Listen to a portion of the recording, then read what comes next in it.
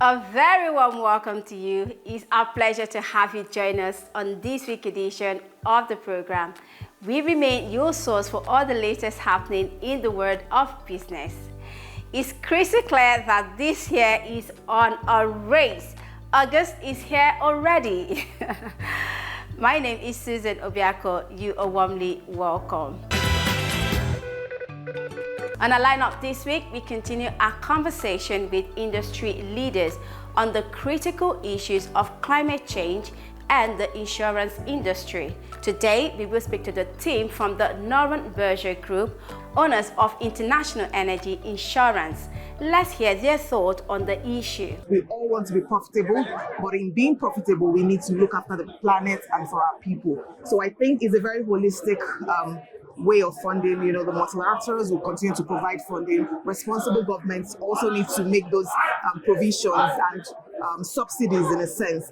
And for the private sector like us, you know, my colleague has spoken to the insurance side of things. You know, we'll also ensure that we remain profitable whilst protecting the planet and our people. On this edition also, we bring you highlights from the 2024 Oriental News Summit, which was held recently at the Radisson Blu Hotel Ikeja, under the theme Green Economy, Sustainable Growth, and Infrastructure Transformation. The event, which was well attended by stakeholders in the energy sector, provided a robust platform for a serious discussion on Nigeria's drive towards accelerating green energy development, which is also linked to climate action initiatives. Let's check out Excerpts. Do we really want electricity in Nigeria?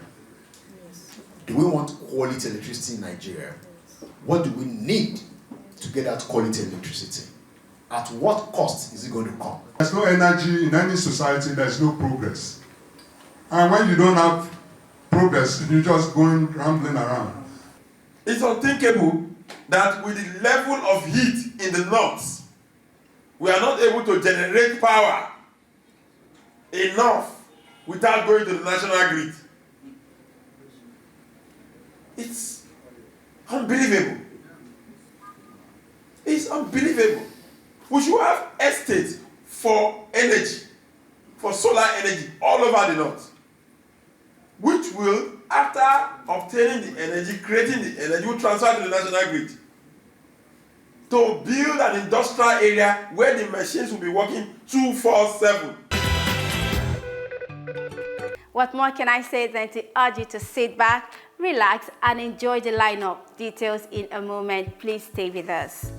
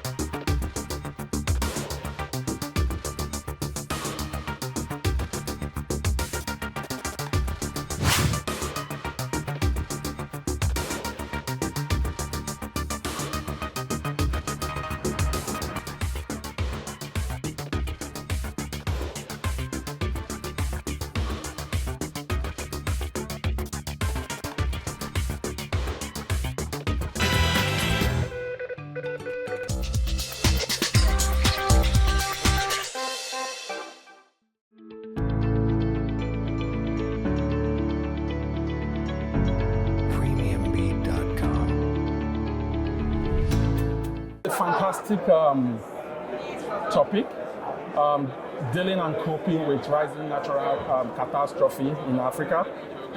Couldn't come at a time that is better than this. We're looking at global natural disasters taking place repeatedly. For last year, 2023, the world lost about 380 billion in natural disasters. And in addition to that, losses emanating from insurance was about 118 billion. So what that meant is that there is no better time for the AIO to begin to rethink natural disasters than now. It's important that this topic is a topic that they are looking into. It also means that insurance companies should begin to rethink their models, begin to rethink their product offerings, and begin to rethink their risk management capabilities to adjust it in a way that they respond to the realities of the time. Natural disasters, climate change, they've come to stay, and I think it's important that insurance companies retweak their model to withstand such changes in the global economy.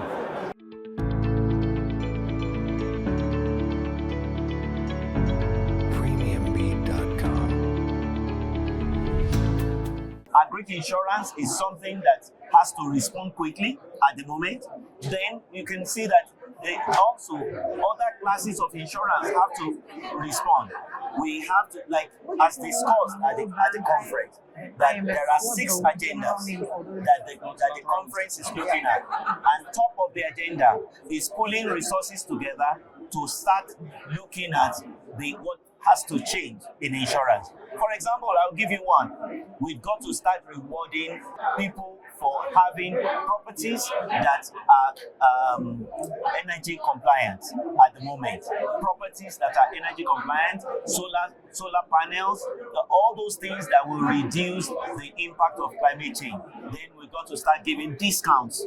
That is, when you are quoting for a fire policy, you give discount because that person has solar panel. I can tell you, we are even coming out with products that would enhance, will support climate change in all ramifications.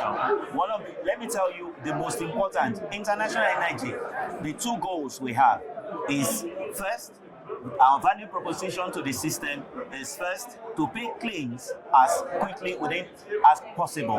Then the second one is product creation, creating new products. So this program has come at a time when we've got to start looking at products that helps to improve climate change, that draws attention to climate change. So that when you're coming to my company, you want to come and have a policy, the moment you can tell me that you use solar panel, then we'll be able to look at giving you discount when agreed with other insurers in the country.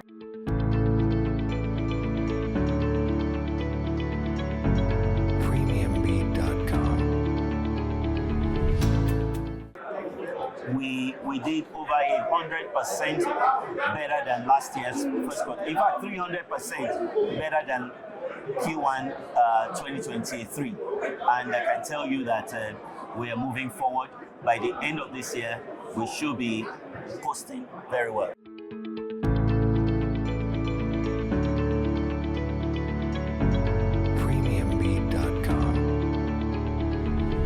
In terms of funding for climate change, I think it's something that we have to look from a very holistic point of view. It will involve multilaterals, individual governments, and the private sector. So it's something we all need to work hand in hand. So currently we have the multilaterals like the African Development Banks having grants to that extent. And for governments where these disasters are very prone, I think the very prudential thing for them to do is to provide funding to those areas that are prone to disaster. So funding and making funds available for renewable energy and irrigation to mitigate against droughts. So if we come into the private sector, the way we would also look at it is we look at it from a 3Ps perspective, right? We all want to be profitable, but in being profitable, we need to look after the planet and for our people. So I think it's a very holistic way of funding. The multilaterals will continue to provide funding. Responsible governments also need to make those provisions and subsidies in a sense. And for the private sector like us, my colleague has spoken to the insurance side of things. We'll also ensure that we remain profitable whilst protecting the planet and our people. All right, welcome back. Moving on, still talking climate change issues. Let's check out highlights from the 2024 Oriental News Summit. Some of the questions that came to the fore at the summit was, can Nigeria produce quality energy? If the answer is yes, can Nigeria afford it? As we can now see from the current Band A and Band B grouping. Happy viewing.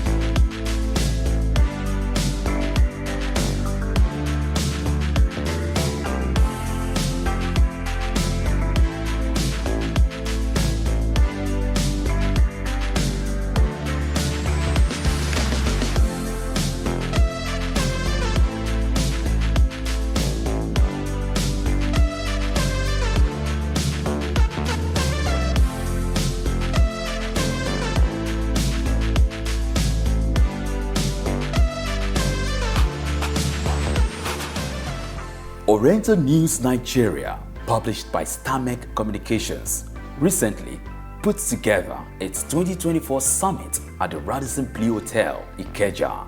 The summit, which was organized under the theme Green Economy, Sustainable Growth and Infrastructure Transformation, was well attended by stakeholders in the energy sector.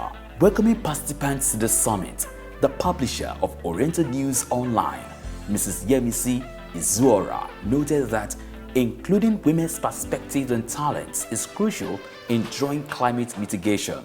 We understand that Nigeria is initiating policies to support private sector participation in this process. However, while we support all of these initiatives, we in Oriental News Nigeria take pride in advocating gender balancing in every action and process. Every year we consider our theme for discussion. We take steps to dig deep to get more women professionals with variable backgrounds to make meaningful contributions towards our nation building. Many companies in emerging markets and developing economies, EMDEs, are now prioritizing climate action and advancing gender inclusiveness. However, there are still too few bringing these two goals together in an integrated, comprehensive, and strategic way. Because we know that including women's perspective and talents is crucial for driving climate mitigation and adaptation, as well as facilitating the transition to clean energy. We have also seen how businesses in EMDs with higher proportions of women in senior management and board positions are more likely to have formalized effective commitment when it comes to climate action and green energy transition. Also joining to welcome participants to the summit, the chairman of the occasion, Dr. Muda Yusuf, CEO, Center for the Promotion of Private Enterprise, CPPE, said that we must preserve our environment for future generations. I'm aware that as citizens, we are currently almost entirely consumed in the worries about the economy, high cost of living, currency devaluation, high inflation, insecurity, weakening investors' confidence, and many more. These are the biggest worries, to many of our citizens and even to many of our corporate organizations. But it's understandable because we have to be alive before we can be talking about sustainability. But even despite all of this, we need to preserve our environment, not just for the present generation, but more importantly for future generation, because that is what sustainability is all about. And that is the essence of creating and deepening our sustainability mindset. It should be selfish of us to think only about today and not worry about tomorrow. This therefore underscores the significance of the theme of our conversation today. And happily, we have a good mix of speakers and panelists who will be sharing with us their diverse perspectives on this very important theme. We have the infrastructure perspective, the finance and funding perspective, the industrial perspective, business perspective, the academic perspective, and more importantly, the policy perspective. Because in all of this, we need the right kind of policies to be able to drive, the realization of the objectives of sustainability. In recent years, policymakers and business leaders have increased their advocacy for sustainable policies and business practices and increased investments in green technology. Delivering his paper, the guest speaker, Dr. Emomotimi Agama, Director General, Securities and Exchange Commission, SEC, said that the green economy presents enormous opportunity for job creation in Nigeria. Job creation and innovation. The green economy presents opportunities for job creation, particularly in renewable energy, sustainable agriculture, and green technology. You can imagine how much energy, how much jobs, how many jobs can be created from the green economy. It's unthinkable that with the level of heat in the north, we are not able to generate power enough without going to the national grid. It's unbelievable. It's unbelievable. We should have estates for energy, for solar energy all over the north, which will, after obtaining the energy, creating the energy, will transfer to the national grid to build an industrial area where the machines will be working 24/7, non-stop, creating employment from various perspectives. I see what the REE has done, and it is highly commendable. But, however, was it too late? It may be. It may be. Because I know for the University of Benin alone, their monthly energy bill is 341 million naira. Monthly. Ahmadu Bello University, about 450 million naira. Monthly. Now, where would I get that money from? In fact, the University of Benin had to riot. The students rioted last month, or this month, because of lack of energy. But I see in some universities in Gashua and BUK, there are some, power farms that have been created. So it's important that we know the value that this will come. Imagine the number of people that we employ in that space. So the issues about unemployment will now be a thing of the past. Retrain people that do not have those skills into those skills. And that's what you should do. It doesn't matter what you have studied, you can be a solar expert.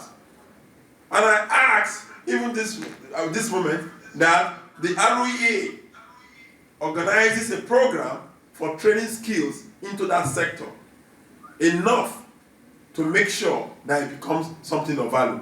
Other speakers at the summit were representatives from the Rural Electrification Agency, REA, Nigerian Maritime Administration and Safety Agency, NEMASA, and a host of others. The high point of the summit was the panel session. Panelists were Chief Mrs. Anita Nana Okuribido, Chairman, Women in Sustainable Power Africa Network, Mrs. Toyin Yusuf, Chairperson, Future Energy, Renewables and Climate Actions Committee, and Mrs. Funke Adebayo Alowojobe, Director, Public Affairs and Consumer Protection, NIMET, and a host of others. Given the high-impact presentations and discussions, some participants had questions. Having listened to everyone, one thing I have found lacking in all the presentations, nobody seems to be talking about it, is the issue of transmission, distribution, and also how there was a comment about integrating solar into the national grid, but then nobody spoke about the factors that will support that integration, especially with regards to the intermittency and also the resilience of the solar solutions of the solar mini grid. Because so I think we need to have a bit more explanations and insights into this, because it's all well and good talking about generation. Yes, we need much more power, but then if we do not have the capacity to wheel out that generated power and get it distributed properly, as the case is right now, then are we putting the horse before the cart or the cart before the horse? So that's one really. The infrastructure for transition to green economy is being talked about, but it's not being laid. And if it's not laid, we won't get anywhere, as we never got anywhere so far. We are talking, but not moving. So maybe we should, even though this is not a government-sponsored program, we should get more serious in talking about economic development. Because if there's no energy in any society, there's no progress. And when you don't have progress, you're just going rambling around. And my little suggestion, therefore, is to congratulate those who brought this forward, but to encourage them to talk to those who are supposedly ruling us. Because all of us are witnesses. This afternoon, Mr. Okribudu mentioned that we generated 7,000 megawatts. A lot of generation compared to 3,000, but nothing for 200 million people. Responding to some of the questions raised, Chief Okribudu said that the frequent collapse of the national grid is due to obsolete infrastructure. I mentioned that we have the collapse of the national grid most times because the infrastructure is substandard, number one, is not adequate, and of course the quality. Can you compare something that has been put in place when Mungo Park discovered River Niger till 2024? We have not been upgrading, the infrastructure vis-a-vis its quality, the digitization. Some energy transmission is dynamic. We need to use what I call the state-of-the-art equipment and technology. But unfortunately, we have a kind of solo, what I would call, it's only the government, maybe the discos, the transiscos that are in charge of this. Whereas if we are to do devolution of power, make the investors, public investors come into this, let them spend the money on the infrastructure and then we all pay for it, rather than having only PHCN, Ministry of Power, still doing what they don't know how to do.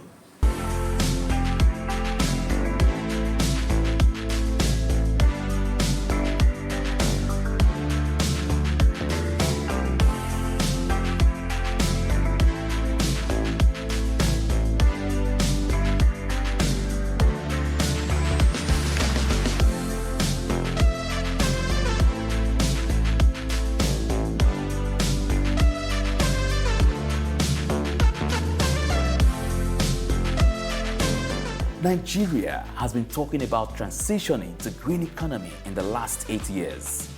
Experts believe that we must move from talk to action because transitioning to a green economy is not about greening certain selected areas alone, but setting a new system with green markets, green institutions, green regulations, and green behaviors.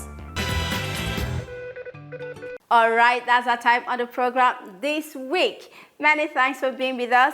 Join us same time, same station next week for a fresh package. If you miss any part of today's episode, not to worry.